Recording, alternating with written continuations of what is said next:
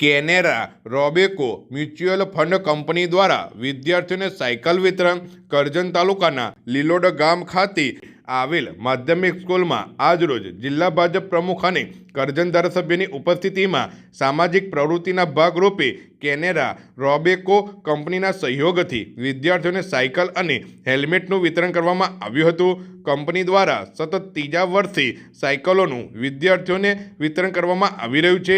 સ્કૂલમાં બહારથી અભ્યાસ કરતા વિદ્યાર્થીઓને અવરજવર કરવામાં સાયકલો મદદરૂપ થાય અને વિદ્યાર્થીઓના અભ્યાસમાં મદદ મંડેના ઉપદેશ સાથે આ સાયકલોનું વિતરણ કરવામાં આવ્યું હતું, જે સમાજમાં એક સમાજ સેવાની પ્રવૃત્તિનું ઉમદું ઉદાહરણ સાબિત થઈ રહ્યું છે. કેનેરા રોબેકો કંપની દ્વારા જેમનું ફાઉન્ડેશન છે એના દ્વારા છેલ્લા 3 વર્ષથી કરજણ સિનોરપોર વિધાનસભાની અંદર સતત દૂર દૂરથી જે અભ્યાસ કરવા માટે બીજા ગામ જે છોકરાઓ જતા હોય એની સતત આ ચિંતા કરતી આ કંપની અને એના ફાઉન્ડર મેનેજર છે તે ચિરાયુભાઈ પટેલ, એ અત્યારે સરપંચ પણ છે આણંદી ગામના અને અમારા ભારતીય જનતા પાર્ટીના આગેવાન છે.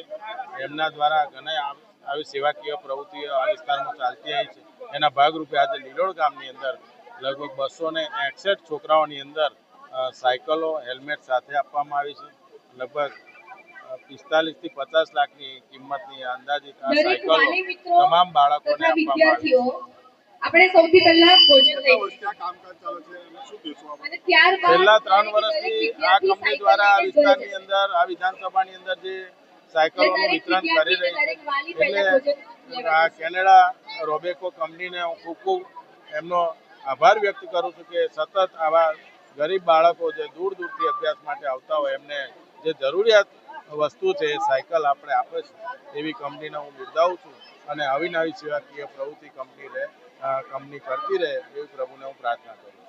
કેનેરા રોબેકો મ્યુચ્યુઅલ ફંડ કંપની દ્વારા આ CSR એક્ટિવિટી ફંડમાંથી સાયકલ વિતરણનું કાર્યક્રમ લગભગ 3 વર્ષથી હું કરી રહ્યો છું અને હજુ આવતા સમયમાં બી આ કાર્યક્રમ હજુ ચાલુ રહે એ રીતના હું ઈચ્છું છું અને અમારી કંપની બી ઈચ્છે છે અને આગળ બી આ રીતના અમે કાર્યક્રમ યોજતા રહીશું. આજે લીલોડ સ્કૂલમાં 261 સાયકલનું વિતરણ કરવામાં આવ્યું છે અને હજુ આગળ 2 દિવસની અંદર મોટા પોખરિયાની અંદર બીજી 124 સાયકલનું વિતરણ કરી રહ્યા છે.